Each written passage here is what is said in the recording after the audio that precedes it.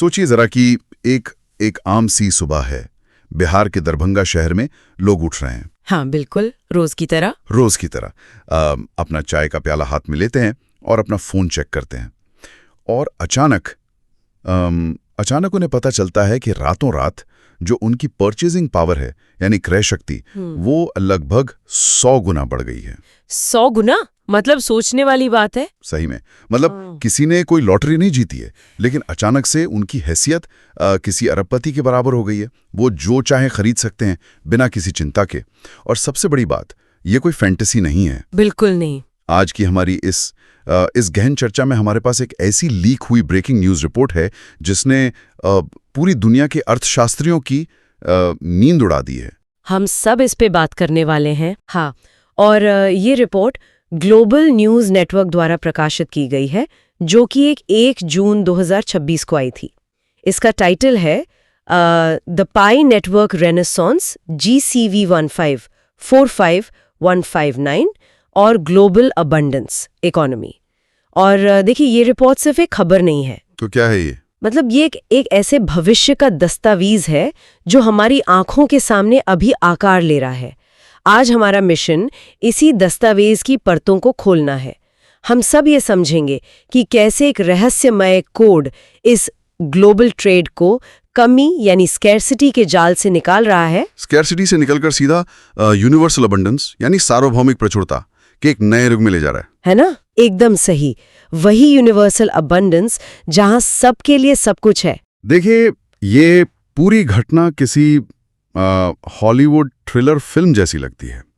Source material के हिसाब से इस एक टेक्निकल ट्रिगर ने दुनिया भर में संपत्ति के मायने ही बदल दिए हैं। श्रोताओं के लिए ये कल्पना करना भी कितना अद्भुत होगा कि जिस दुनिया में लोगों को हर छोटी बड़ी चीज के लिए संघर्ष करना पड़ता था, वहां अचानक हर किसी के लिए अनलिमिटेड ऑप्शंस खुल गए हैं। हाँ, क्योंकि सदियों से हमने बस कमी ही देखी है। वही तो। लेकिन इस यूनिवर्सल अबंडेंस के फायदों पर बात करने से पहले चलिए इसे थोड़ा विस्तार से समझते हैं। मुझे ये समझना है कि आखिर पर्दे के पीछे चल क्या रहा है। रिपोर्ट में PIDEX और एक गुप्त कोड GCV 314159 का बार बार जिक्र है। हाँ, ये दोनों टर्म्स बहुत इंपॉर्टेंट है। तो क्या आप इसे थोड़ा आसान भाषा में समझा सकती हैं? क्योंकि जो लोग रोजमर्रा की जिंदगी में उलझे हैं, उनके लिए शायद सिर्फ टेक्निकल शब्द हो सकते हैं। ये एक बहुत ही वाजिब सवाल है। चलिए इसे थोड़ा बेसिक लेवल से समझते हैं। पहले बात करते हैं डेक्स की। डेक्स का मतलब होता है decentralised exchange. Decentralised exchange, okay. हाँ, मतलब ये एक ऐसा बाजार है जहां लेन देन के बीच में कोई बैंक, कोई ब्रोकर या कोई सरकार नहीं होती। लोग सीधे एक दूसरे से ट्रेड करते हैं। तो बीच का कोई बिचौलिया नहीं है? बिल्कुल, कोई बिचौलिया नहीं। और इसकी जो सिक्योरिटी है वो ब्लॉकचेन टेक्निक द्वारा तय होती है। अब आते हैं उस रहस्यमयी कोड पर जिसकी आपने बात की, GCV यानी ग्लोबल कॉन्सेंसस वैल्यू। सही पकड़ा। GCV का मतलब है global consensus value.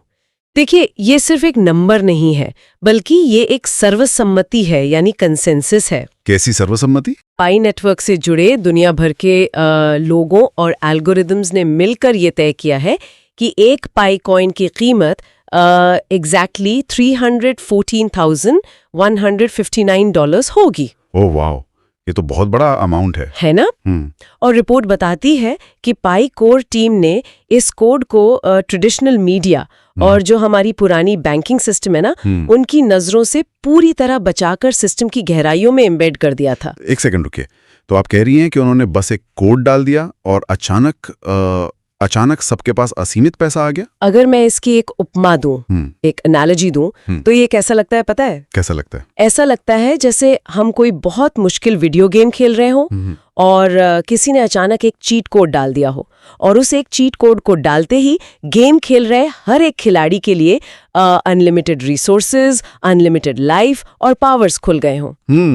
Cheat code वाली बात। लेकिन असल जिंदगी कोई वीडियो गेम तो है नहीं, है क्या? ये असल में काम कैसे करता है और हमें कैसे पता कि ये सब सच है? यहाँ सबसे दिलचस्प बात यह है कि आपकी ये चीट कोड वाली उपमा बहुत अच्छी है, लेकिन थोड़ी अधूरी है। देखिए, ये कोई हवाई बात नहीं है। इस आर्टिकल में जीसीवी इंडिया के फाउंडर डॉक्टर इसैक बेस्टर का एक बहुत ही अहम बयान है। अच्छा, डॉक्टर बेस्टर वही जो विसल ब्लोअर हैं? बिल्कुल वही डॉक्टर बेस्टर एक विसल ब्लोअर की तरह सामने आए हैं इस पूरी कहानी में। उन्होंने दुनिया को सिर्फ कहानियां नहीं सुनाई हैं, बल्कि उन्होंने प्रॉपर ब्लॉकचेन सिग्नेचर्स पेश किए हैं। Blockchain signatures? ये क्या होते हैं, थोड़ा बताएंगी? हाँ, ब्लॉकचेन सिग्नेचर्स डिजिटल दुनिया के वो पक्के सबूत होते हैं जिन्हें आप कभी मिटा या बदल नहीं सकते। ये एकदम परमानेंट होते हैं। तो इसका मतलब उनके पास सॉलिड प्रूफ है। हाँ, यही सिग्नेचर साबित करते हैं कि ये कोड और इसके जो गुप्त अपडेट्स थे वो सच में सिस्टम में डाले गए थे। डॉक्टर बेस्टर का तो यहाँ तक कहना है कि ये कोई नॉर्मल सॉफ्टवेयर अपडेट नहीं है, बल्कि ये मानवता का अगला चरण है। मानवता का अगला चरण? बाप रे, ये तो एक बहुत भारी भरकम दावा है। चलिए इस दावे की थोड़ी परीक्षा लेते हैं। रिपोर्ट में एक उदाहरण दिया गया है कि लोग सुबह उठते हैं, अपना पाई वॉलेट चेक करते हैं। हाँ, और उसमें इतना बैलेंस होता है कि वो बिना एक पल सोचे कोई नई कार, एक आलीशान घर या पूरे साल भर का खर्चा निकाल सकते हैं। यही लिखा है ना? बिल्कुल यही लिखा है उसमें। तो यहीं पर मुझे एक बहुत बड़ी तार्किक उलझन हो रही है। एक लॉजिक का सवाल है। अगर हर कोई अचानक से अरबपति बन जाए, हर किसी के पास असीमित पैसा आ जाए, तो क्या इससे अर्थशास्त्र का सबसे बुनियादी नियम नहीं टूट जाता? मेरा मतलब है, हमने हमेशा यही पढ़ा है कि अगर सरकार बहुत सारे नए नोट छाप दे तो हाइपर इन्फ्लेशन आ जाता है, पैसे की कोई कीमत ही नहीं बचती। हाँ, जैसा जिम्बाब्वे या वेनेजुएला में हुआ था। एग्जैक्टली। एक ब्रेड के पैकेट की कीमत लाखों में हो जाएगी। वैसा हुआ तो? और चलिए इससे भी आगे सोचिए, अगर सबके पास पैसा है तो फिर सड़क की सफाई कौन करेगा? खेत में अनाज कौन उगाएगा? क्या इससे पूरा का पूरा बाजार पूरी तरह से क्रैश नहीं हो जाना चाहिए? अगर हम इसे व्यापक संदर्भ से जोड़कर देखें तो ये सवाल बिल्कुल सटीक है। और आपको पता है, दुनिया भर के जो ट्रेडिशनल अर्थशास्त्री है ना, वो अभी इसी सदमे में है कि ये चल क्या रहा है। मुझे तो उनका सदमा बिल्कुल जायज लग रहा है। लेकिन यहाँ हमें पुरानी फिएट करेंसी और इस नए सिस्टम के बीच का जो फर्क है वो समझना होगा। फिएट करेंसी यानी वो कागजी मुद्रा जो सरकारें छापती हैं ना, वो हमेशा कमी यानी स्केर्सिटी के सिद्धांत पर चलती है। मतलब जितनी कम होगी उतनी वैल्यू होगी। सही कहा। और सरकारें बिना किसी ठोस आधार के नए नोट छापती रहती हैं, जिससे इन्फ्लेशन या महंगाई बढ़ती है। लेकिन जीसीवी कोड कोई नया कॉइन नहीं छाप रहा है। पाए कॉइन्स की संख्या पहले से तय है और बिल्कुल सीमित है। अच्छा, तो नए कॉइन्स मार्केट में नहीं आ रहे? बिल्कुल नहीं। ये सिस्टम पैसे की सप्लाई को नहीं बढ़ा रहा, बल्कि ये वैल्यू को एक बहुत ही ऊंचे स्तर पर पेग कर रहा है। पेग कर रहा है यानी स्थिर कर रहा है एक फिक्स रेट पर। हाँ, फिक्स कर रहा है। जब एक पाए की कीमत इतनी अधिक लगभग $3,14,000 तय हो जाती है, तो आप रोजमर्रा की चीजें खरीदने के लिए पूरा पाए नहीं देते। आप पाए के बहुत ही छोटे हिस्से यानी माइक्रो फ्रैक्शंस का इस्तेमाल करते हैं। ओके, मुझे ये थोड़ा और जमीनी स्तर पर समझना है। ऐसे ही समझ नहीं आ रहा है। मान लीजिए भारत में नुक्कड़ पर चाय बेचने वाले एक आम चाय वाले का उदाहरण लेते हैं। इस नई जीसीवी इकोनॉमी में उस चाय वाले का जीवन कैसे बदल रहा है? ये एक बेहतरीन उदाहरण है। इसे ध्यान से सुनिएगा। पुरानी व्यवस्था में वो चाय वाला क्या करता है? वो दूध, चीनी और चाय पत्ती खरीदता है, फिर वो 10 रुपए की चाय बेचकर 2 रुपए का मुनाफा कमाता है। हाँ, यही होता है नॉर्मल बिजनेस। देखिए, ये एक जीरो सम गेम है। यहाँ वो ग्राहकों की जेब से पैसे निकालकर अपनी जेब में डाल रहा है। उसका पूरा जीवन बस इसी रोज की जद्दोजहद में बीत जाता है कि आज कितनी चाय बिकी और कल घर कैसे चलेगा। वही है सर्वाइवल का स्ट्रगल। लेकिन अब इस जीसीवी इकोसिस्टम में देखिए क्या होता है। जब कोई ग्राहक उस चाय वाले को पाए कि किसी माइक्रो फ्रैक्शन में पेमेंट करता है, तो बैकग्राउंड में चल रहे स्मार्ट कॉन्ट्रैक्ट्स एक्टिवेट हो जाते हैं। स्मार्ट कॉन्ट्रैक्ट्स ये क्या करते हैं? ये कोड सिर्फ एक खाते से दूसरे खाते में पैसे नहीं भेजता, बल्कि ये नेटवर्क में उस वैल्यू क्रिएशन को पहचानता है। चाय वाला जो सेवा दे रहा है, उसके आधार पर सिस्टम उसे अपने आप नेटवर्क की इक्विटी से रिवॉर्ड करता है। ओह, तो उसको अलग से रिवॉर्ड मिलता है सिस्टम से? हाँ, क्योंकि टोटल वैल्यू इतनी विशाल और स्टेबल है कि चाय वाले को अब उस 2 रुपए के मार्जिन के लिए मोहताज नहीं रहना पड़ता। उसकी जो बेसिक इकोनॉमिक नीड्स है ना, वो सिस्टम के इस ऑटोमेटेड डिस्ट्रीब्यूशन से पूरी हो जाती है। वेट, मतलब आप ये कह रही हैं कि ये उस तिजोरी की तरह नहीं है जहां से अगर मैं अपना सोना निकाल लूं तो आपके लिए कम बचेगा?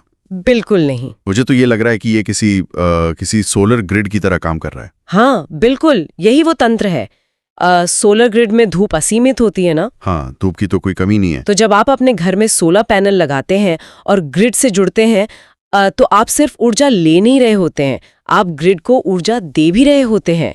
यहाँ व्यापार की जो पुरानी परिभाषा थी कि कम दो और ज्यादा लो, वो पूरी तरह से उलट गई है। अब तो लगता है नया मंत्र बन गया है बाजार का। हाँ, बाजार का नया मंत्र है सभी के लिए पर्याप्त, किसी के लिए भी कमी नहीं।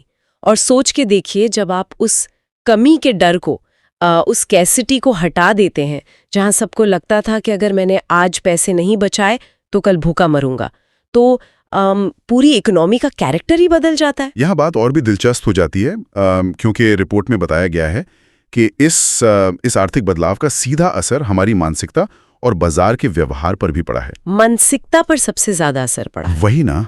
सोर्स मटेरियल के उस हैरान करने वाले हिस्से पर अगर हम गौर करें, जहां लिखा है कि दुकानदार अब अपना माल सिर्फ बेचने या सिर्फ मुनाफा कमाने के लिए उतावले नहीं है, इसके बजाय वे उस माल को सही उपयोगकर्ता यानी राइट यूजर तक पहुंचाने के लिए ज्यादा उत्सुक है। हाँ, ये पढ़कर बहुत से लोग हैरान रह गए थे। और इसमें आगे लिखा है कि कंपनियां अब अपनी बोर्डरूम मीटिंग्स में प्रॉफिट मार्जिन पर चर्चा नहीं कर रही हैं, वे यूनिवर्सल अबंडेंस को अपना टारगेट मानकर काम कर रही हैं।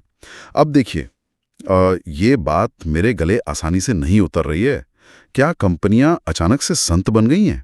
ये एक बहुत ही महत्वपूर्ण सवाल खड़ा करता है, लेकिन इसका जवाब संत बनने में नहीं है। वे संत नहीं बनी है, बल्कि जो सिस्टम के इंसेंटिव्स हैं, यानी जो प्रोत्साहन है, वही बदल गए हैं। इंसेंटिव्स बदल गए हैं। इसका क्या मतलब हुआ? देखिए, पुरानी इकोनॉमी में आप सिर्फ मुनाफा कमाकर ही सरवाइव कर सकते थे, लेकिन इस पेंडिक्स सिस्टम में जो स्मार्ट कॉन्ट्रैक्ट्स है ना, वो आपको होर्डिंग यानी जमाखोरी करने पर कोई इनाम नहीं देते। अच्छा, मतलब अगर कोई चीजें जमा करके रखे तो उसको कोई फायदा नहीं? बिल्कुल। अगर एक कंपनी गोदाम में माल भरकर रखती है और कीमत बढ़ने का इंतजार करती है, तो उसको कोई एक्स्ट्रा बेनिफिट नहीं मिलेगा। सिस्टम अपने एल्गोरिदम के जरिए उन्हीं लोगों और बिजनेसेस को ज्यादा नेटवर्क वैल्यू देता है जो समाज में एक्चुअल यूटिलिटी पैदा कर रहे हैं। तो सिर्फ बेचना जरूरी नहीं है, किसके पास जा रहा है वो जरूरी है। हाँ, इसीलिए माल को एक सही व्यक्ति तक पहुंचाना अब सिर्फ एक नैतिक या मॉरल काम नहीं रह गया है, बल्कि इकोनॉमिकली यही सबसे लॉजिकल स्टेप बन गया है उनके लिए। ये तो समाज का पूरा ढांचा ही बदल देने वाली बात हुई। और रिपोर्ट में एक नए सामाजिक बदलाव का भी जिक्र है जो मुझे बड़ा अजीब लगा। उसमें लिखा है कि लोग अब शाम को जब एक दूसरे से मिलते हैं तो ये नहीं पूछते कि आज आपने कितना कमाया। हाँ, अब बात करने का तरीका बदल गया है। बल्कि अब उनकी बातचीत का नया तरीका ये है कि आज आपने कितना मूल्य सृजन किया या आज आपने दुनिया में क्या वैल्यू क्रिएट की। सुनने में कितना पॉजिटिव लगता है ना? लगता तो है, लेकिन मैं यहाँ फिर से थोड़ा संदेह व्यक्त करूंगा।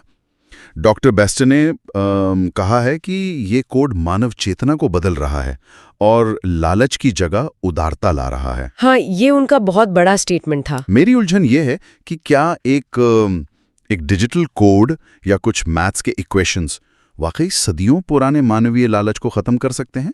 इंसान की फितरत तो हमेशा से और ज्यादा बटोरने की ही रही है ना? आपका ये संदेह बिल्कुल जायज है। हम सब ने इतिहास में यही देखा है कि लालच इंसान के भीतर कितनी गहराई तक बसा हुआ है।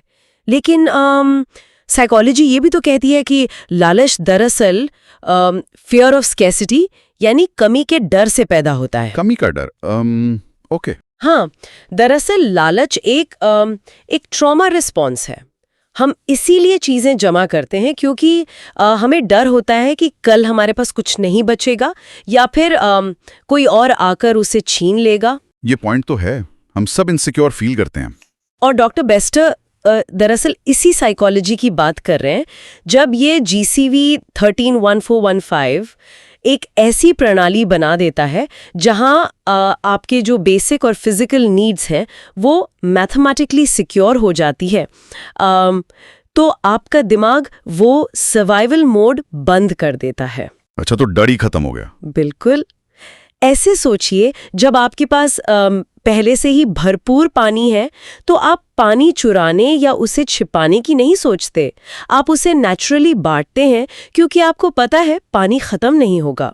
वाह, ये एक बहुत ही शक्तिशाली विचार है ना? ये सिर्फ एक इकोनॉमिक मॉडल नहीं है, बल्कि ये एक पूरा साइकोलॉजिकल रेनेसा है। ये सीधा लालच की जड़ पर प्रहार कर रहा है। वाकई ये सोचना ही अपने आप में अद्भुत है कि टेक्नोलॉजी केवल हमारी सुविधा नहीं बढ़ा रही, बल्कि वो हमारे दिमाग के उस हिस्से को शांत कर रही है जो हमें स्वार्थी बनाता था। एकदम सही एनालिसिस है आपका। लेकिन चलिए थोड़ा वापस जमीन पर आते हैं, क्योंकि सवाल और भी हैं। तो इस सब का असल मतलब क्या है उन लोगों के लिए जो दुनिया के बड़े और ताकतवर संस्थान चलाते हैं? मेरा मतलब है वॉल स्ट्रीट, बड़े बैंक्स और सरकारें, जो सदियों से उस पुरानी स्कैसिटी वाली इकोनॉमी को कंट्रोल कर रहे थे। उनके लिए तो अभी वक्त काफी मुश्किल है। वो इस रातों रात हुए तख्ता पलट को चुपचाप बैठकर तो नहीं देख रहे होंगे। उनका क्या रिएक्शन है इस पर? देखिए, उनके लिए ये वाकई एक बहुत बड़ा भूचाल है। रिपोर्ट में जो फिगर्स दिए गए हैं, अगर हम उन्हें देखें तो पता चलता है कि पीडेक्स पर जो ट्रांजैक्शंस हैं उनमें अभूतपूर्व उछाल आया है। लोग धड़ाधड़ इसका इस्तेमाल कर रहे हैं। बिल्कुल। और दुनिया भर के जो दिग्गज अर्थशास्त्री हैं वो पूरी तरह से परेशान हैं। उनके पास इस नई इकोनॉमी को समझने के लिए अब कोई मैथमेटिकल मॉडल ही नहीं बचा है। उनकी पढ़ी पढ़ाई किताबें यहाँ फेल हो रही हैं। हाँ, आर्टिकल में एक बहुत ही मजेदार बात लिखी है उन बड़े बैंक सीईओज के बारे में जो कल तक इस पूरी व्यवस्था को नकार रहे थे, जो इसे एक क्रिप्टो स्कैम या बुलबुला बता रहे थे। वे अब चुपचाप बैकडोर से एंट्री ले रहे हैं इसमें। इसका आखिर क्या अर्थ है? इसका अर्थ बड़ा सीधा है। वे चाहे पब्लिकली जो भी बोले, लेकिन प्राइवेटली वे ये देख रहे हैं कि पुरानी फिएट करेंसी की जो प्रणाली है वो ताश के पत्तों की तरह ढह रही है। उन्हें भी अंदाजा हो गया कि गेम ओवर हो रहा है। हाँ, इसीलिए वो चुपचाप अपनी जो इंस्टीट्यूशनल लिक्विडिटी यानी संस्थागत पैसा उसे पाई इकोसिस्टम में ट्रांसफर कर रहे हैं। उनके पास अब कोई और विकल्प नहीं बचा है। और देखिए, बात सिर्फ कंपनियों या बैंक्स तक ही सीमित नहीं है। और कौन जुड़ रहा है? रिपोर्ट में साफ तौर पर बताया गया है कि कुछ देशों की सरकारें तो पहले से ही इस जीसीवी फ्रेमवर्क को नेशनल लेवल पर अपनाने की तैयारी भी शुरू कर चुकी हैं। सरकारें भी शामिल हो रही हैं? हाँ, क्योंकि उन्हें समझ आ गया है कि अगर वे ऐसा नहीं करेंगी तो उनके नागरिक पुरानी मुद्रा का इस्तेमाल ही बंद कर देंगे। उनका सिस्टम क्रैश हो जाएगा। ये तो पूरी पुरानी सभ्यता का पतन लग रहा है। रिपोर्ट में तो विशेषज्ञों ने एक बहुत ही बोल्ड प्रिडिक्शन भी किया है। उनका मानना है कि अगले 6 महीनों के भीतर ट्रेडिशनल स्टॉक मार्केट और जो पुरानी बैंकिंग प्रणाली है उसे इस नए मॉडल के सामने घुटने टेकने पड़ेंगे। 6 महीने सुनने में छोटा समय लगता है, पर चेंज बहुत तेजी से हो रहा है। और इसी कॉन्टेक्स्ट में एक बहुत ही खास शब्द का इस्तेमाल किया गया था, फर्स्ट सिटीजन्स, यानी पहले नागरिक। कहा गया है कि जो लोग पहले से पी और जीसीवी इकोसिस्टम का हिस्सा थे, जिन्होंने शुरुआत में ही इस पर विश्वास किया था, वे अब इस नई सभ्यता के पहले नागरिक बन चुके हैं। हाँ, उनकी अर्ली विजन ने उन्हें फायदा दिया है। और इसी के साथ डॉक्टर बेस्टर ने जीसीवी इंडिया के एक बड़े मिशन का भी खुलासा किया है कि वे हर एक भारतीय को इस नई इकोनॉमी का लाभ पहुंचाना चाहते हैं। मेरा सवाल यह है कि भारत जैसे देश के लिए, जहां आर्थिक असमानता यानी इनइक्वालिटी की खाई इतनी गहरी है, वहां इसका क्या मतलब निकलता है? भारत के संदर्भ में अगर बात करें तो इसका प्रभाव अकल्पनीय है। सोचिए, जब एक दिहाड़ी मजदूर और एक मल्टीनेशनल कंपनी के मालिक की परचेजिंग पावर एक समान हो जाती है, तो समाज में शक्ति का पूरा संतुलन यानी बैलेंस ऑफ पावर ही बदल जाता है। पावर अब पैसे से नहीं आएगी? बिल्कुल नहीं।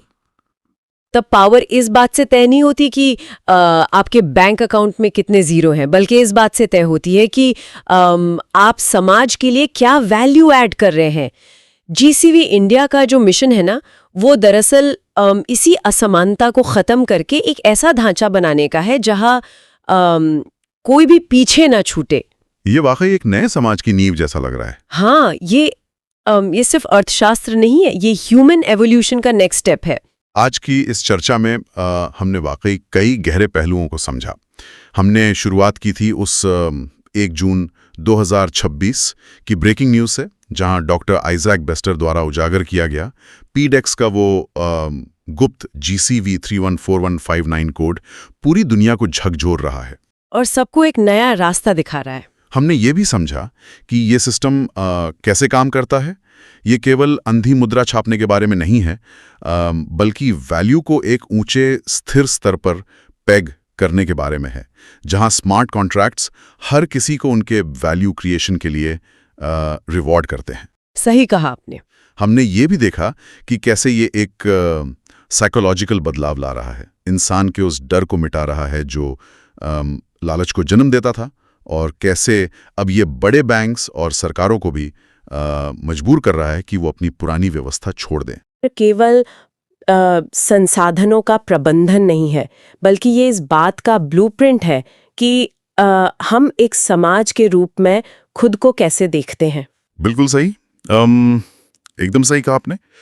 लेकिन अब जब हम इस यूनिवर्सल अबंडेंस यानी सार्वभौमिक प्रचुरता की दुनिया में कदम रख रहे हैं, तो इन सभी रिपोर्ट्स और एनालिसिस से परे एक बहुत ही गहरा सवाल मेरे जहन में आ रहा है, और मैं चाहता हूं कि सभी लोग इस पर थोड़ा विचार करें। कैसा सवाल? अगर ये टेक्नोलॉजी वाकई में जीवन की हर फिजिकल जरूरत को पूरा कर देती है, अगर जीने के लिए रोटी, कपड़ा और मकान के लिए हमें संघर्ष ही न करना पड़े, तो इस नई सभ्यता में इंसान के जीने का नया मकसद क्या होगा? ये तो सोचने वाली बात है ना?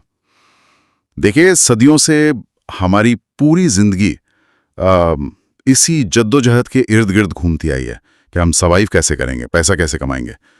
लेकिन जब बैंक बैलेंस, बड़ी गाड़ियां और प्रॉफिट हमारी सफलता का पैमाना नहीं रहेंगे, तो हम अपनी पहचान कैसे तय करेंगे? हमारी आइडेंटिटी किस चीज से जुड़ेगी फिर? वही ना, जब हमें जिंदा रहने के लिए लड़ना ही नहीं पड़ेगा, तो हम किस चीज के लिए जिएंगे? हमारी जो एम्बिशन है, हमारी महत्वाकांक्षाओं का नया आसमान क्या होगा इस बदली हुई दुनिया में? ये वाकई एक बहुत ही फिलोसॉफिकल पॉइंट है। इसी विचार के साथ हम आज की इस गहन चर्चा को यहीं विराम देते हैं। आज हमने देखा कि भविष्य कैसा दिख सकता है। हमारे साथ जुड़ने के लिए और इस नए ज़माने को समझने के लिए आप सभी का बहुत बहुत धन्यवाद।